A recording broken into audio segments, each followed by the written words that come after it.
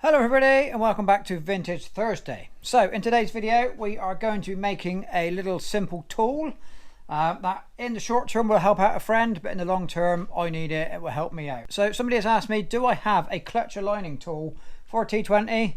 I have to say no, not at the moment, but we do have a one for 135, that size of tractor, with the dual clutch in, but I don't have one for the single clutch of a T20. But what I do have is a lumber bar, a half-hour spare and a lathe. So the purpose of by the end of this video we are going to have a nice T20 clutch aligning tool that will originally that will first off be lent out to a friend, and then it will come back and I will have it because I do need one in the future, but my need at the moment is not pressing. So first off we will take a look at the clutch in pieces. Okay, so this is an engine flywheel, this is the clutch plate, and this is the clutch cover. It is all grubby because I've just dragged it out from under the bench just for the purposes of making this video and to measure up. Okay, so this, like I said, I'm not doing this job yet, this is all just been stored. Obviously this will need to be shiny because the clutch, you might just see the ring here, this is where the clutch sits and provides drive through to the gearbox. Okay, so that's why it's grubby, just because it's been in storage. So that unit sits inside of here. So this is the front end of a gearbox on a T20. Again, it's grubby because it needs cleaning out before we get to work on it. But so the clutch plate sits onto these splines like so. Okay, so the clutch sits onto the splines like that, and then there is a little protrusion on the end of the shaft that sits in the pilot bearing in the center of the flywheel, keeps everything lined up. Okay, and then obviously this turns with the engine when the clutch pedal is not pressed. When the pedal is pressed, this bit stays still but the flywheel keeps turning. Okay, so that's what lets you engage a gear and stop your drive. So what we need to do, we need to mimic this shaft and this little spigot that goes into the bearing, because if the center of the clutch plate and that bearing are not perfectly aligned, you will never get it to slide back together when you're replacing your engine. Okay, so hopefully you can see down in there what we need to do. We need to get that bearing in the bottom lined up with these splines, and that at the moment it's not quite right, but yeah, so that needs to be somewhere handy there. If you can imagine, everything here is vertical and you're trying to get the clutch cover on as well to trap the plate in position. It's doable. You can wing it, line it up by eye, or you can get a socket extension bar and wrap it up with tape to make your sizes. But we've got the ability to do something that's easy, and as long as it doesn't get lost, it never wears out, and it can just do the job time and time again. Okay, so that's what we're going to do. So first off, we need to take some measurements of the hole in the pilot bearing, and we also need to measure the smallest diameter of the splines. Okay, so we're not making a splined shaft, it doesn't need to be splined. Round is perfectly adequate, but we need to measure the smallest diameter of the splines. Okay, so that's this across here. It is worth saying before we go too far, you can, if you have split your tractor to change your clutch or to do anything to the clutch and you need to realign your clutch plate, it is possible, and I have done it, to take this shaft out and use this to line up your clutch plate, and obviously it's going to be perfect because it's what goes in there. There is a risk involved in that, and to get this shaft out, you have to take the thrust bearing carrier off, and in the back there you might just see, you can see there's a new gasket in there where I have had it off in the past. You need to undo those bolts and draw this away. The risk involved in doing that is I can't remember now if it's bearings or if it's shims on the end of this shaft. If you're unlucky, they can drop down into the gearbox and then you're in trouble.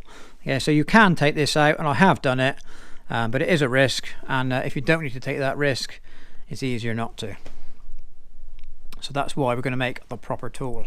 Okay, so the first measurement we need to take is the diameter of this pilot bearing. Now if you've ever got your clutch apart this far, you always want to change this bearing. You might hear this one is absolutely gone. But for the price of them, it's not worth trying to save it. While you're this far apart, put a new one in. So we need to take the measurement of the inside of there. Okay, so the internal measurement of that, should you wish to make your own clutch aligning tool, do it in millimeters, about 16.6 ish, 16.7. Okay, well, we will make it just a little smaller than that, just so that it slides in easily. But if you need to make your own tool, we will provide you with the measurements. Okay, so if we make that about 16.5 on the nose, and then we need, this clutch plate will only go one way. Okay, so if you see the boss is a lot thicker one side than the other. Sometimes it says which way is flywheel side. It does there. Yes, it says it there. Look, FL side it says. Okay, so that tells you that that goes downwards. It's easy to know if you've got it wrong. If you put it wrong, it just doesn't fit. Okay, so something to be aware of when you're putting them back together. They will only go one way. And then we need to measure the internal diameter of the splines, and we're going to make that 28 millimeters. Let's take our bit of bar, go and make one. Okay, so I did forget to say this is a lump of 45 millimeter bar. It is actually a second-hand hydraulic ramrod. Okay, so that's what it's left over from. It's been chopped about, done all kinds of other little things, done all kinds of other jobs, you know, the rest of its length. We've got this bit left over. It's just the right length for what we need. So it's going to become our clutch tool. So right, let's get going and make it what it needs to be.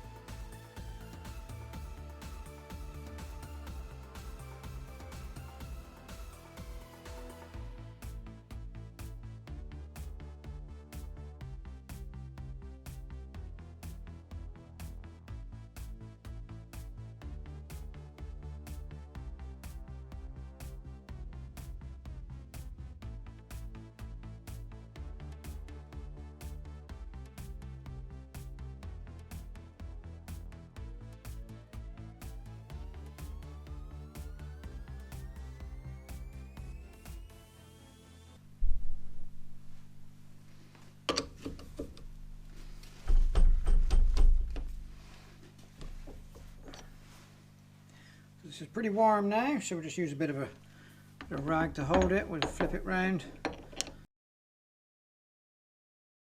just to tidy up the other end. Just to get, I'm going to take that sharp edge off just to make it nice to hold.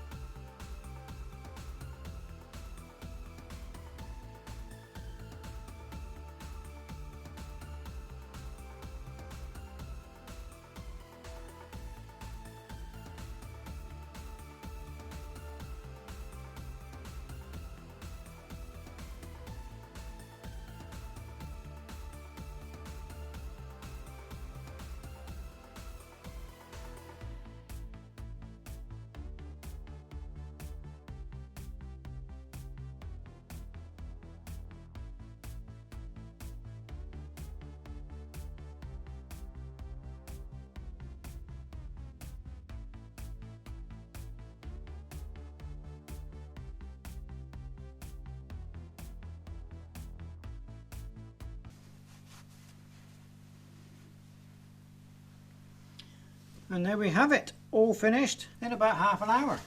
So there we go, that's not bad. We'll just let him cool off and then we'll go and make sure everything fits together as it should.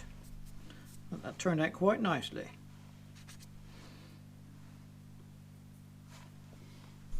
Right, so here it is, our finished tool.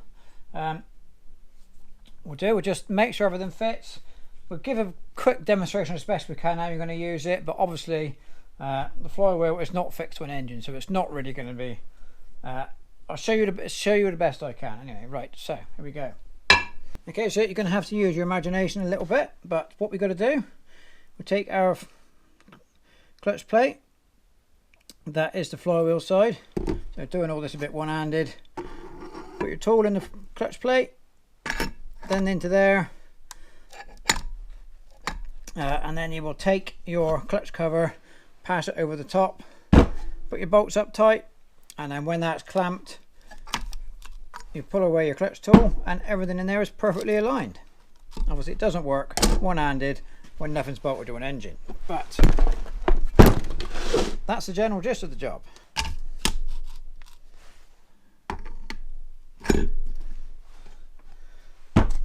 Okay, so then your clutch cover goes on, and when these bolts here are done up tight,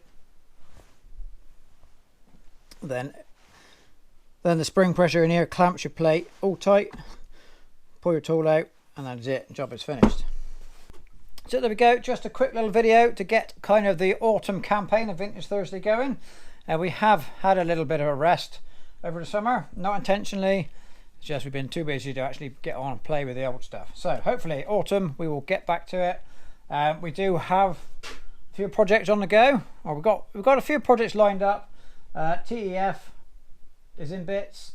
We are cleaning through the fuel system on that. So hopefully I can get that finished in the next week or two, and that will be the next video out.